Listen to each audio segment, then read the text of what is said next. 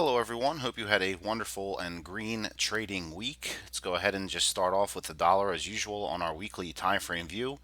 And as you can see here, we did in fact pull back. We had a pretty strong start to the week last week as the dollar demand continued, and then we had a very strong reversal. Now, we are basically looking at a mirror type situation that we had just a few weeks ago here with this overall large green candle, followed by the bearish weekly candle following that, and I expect to see similar type of this, just not similar type of a look as this, just not as high of a wick to the upside. So, in looking at this overall move here and in dropping down to our daily time frame view, I do believe that we do see further continuation of the price to the downside here.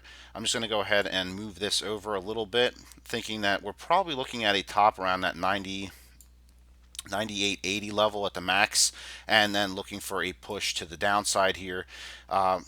Around the lower 98 level with a potential for 97.90s to get hit. So still looking at a bearish look overall for the dollar in this upcoming week. So I'm just going to go ahead and save that, and we'll move along forward with gold. And I'm just going to start off with spot gold here. And with spot gold, again, looking at this overall picture, starting off with the weekly, of course, zooming out a little bit so I can get my fib in line here. You can see that once again we had a very strong bounce off of that 1460 level, pushing all the way back up above that 50 fib level. I expect to see a little bit of chopping action here with downside to maybe around the 1498, 1499 level possible, a little bit further down to around 1488. 1487, and then we should end up pushing back up into around 1520 to maybe even 1535 to the upside here.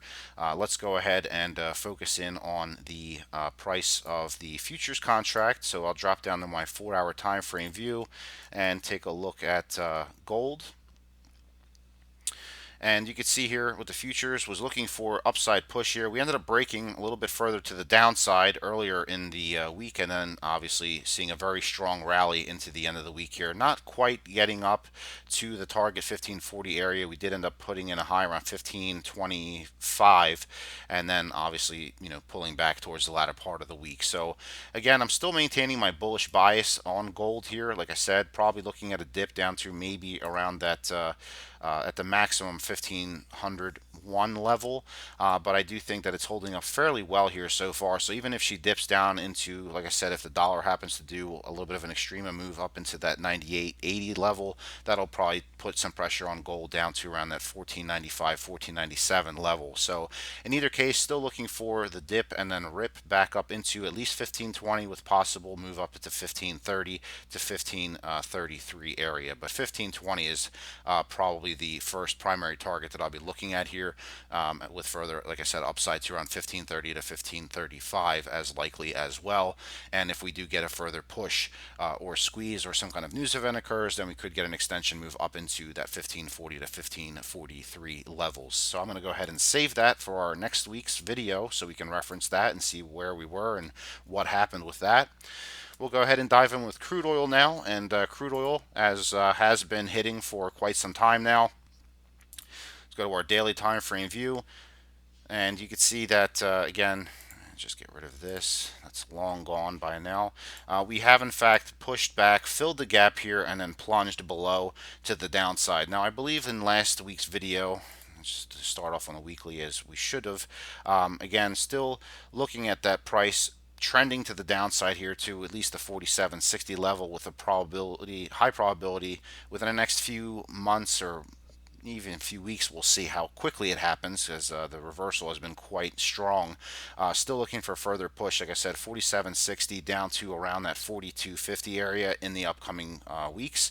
So the trend is still to the downside. Now, in the meantime, what I expect to see here, going back to our daily time frame view, being that we are now challenging and stuck between that 53.20 to 53.65 area, I do believe we'll basically chop around in this area. So I'm going to go ahead and just drop this down a little bit here to around that 53.65 level, and then I do believe still we will be pretty much chopping between that 53.65, 53.20 area down to test those lows around that 50.60 level, And if you're looking at your weekly time frame view, and if you're a believer in the moving averages, I use them as well because they are a good tool. A lot of people do reference them.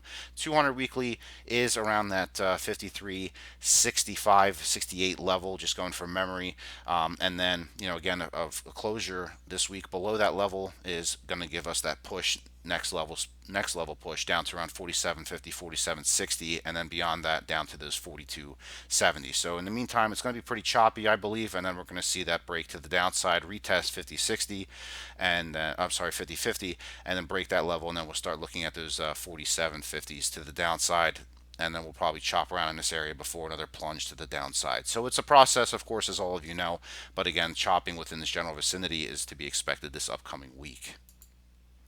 I'm going to go ahead and save that so we have that for reference.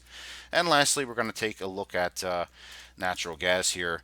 Now, natural gas, again, last month, very, very weak close to the end of the month. Now, I mentioned that in my last video. I'm just going to go ahead and cut that out of here for now so we can see. Now, again, and looking at this overall picture, you can see that with that bearish monthly close last month, and I know we're only a few days into this new month, but just in looking at this overall, bearish push here, I'm expecting to see price actually retest those 202s, 203s, and then plunge even lower, sub 190 possible, into the 165, 66 is coming up in the next week or two. Maybe even this month at the max, but still looking at pretty strong bearish pressure to the downside. Now on the upside, as far as the lower time frames are, such as daily, there is a potential for us to try to push into maybe around 245 or so, but I don't see us getting any further above than that. So again, I'm just going to kind of keep my annotation to this point down now towards the 203 level. Now moving that out of here.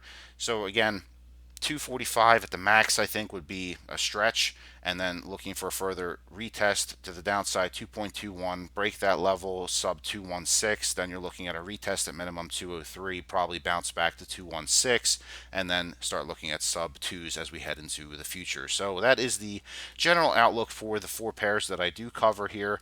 Now, I do provide many more analytics for various different pairs, so you can see that on the intro and outro video that I do, intro clip, as far as what explanations I have of the other pairs that I do cover. So in any case, if you want to check me out, go to the website.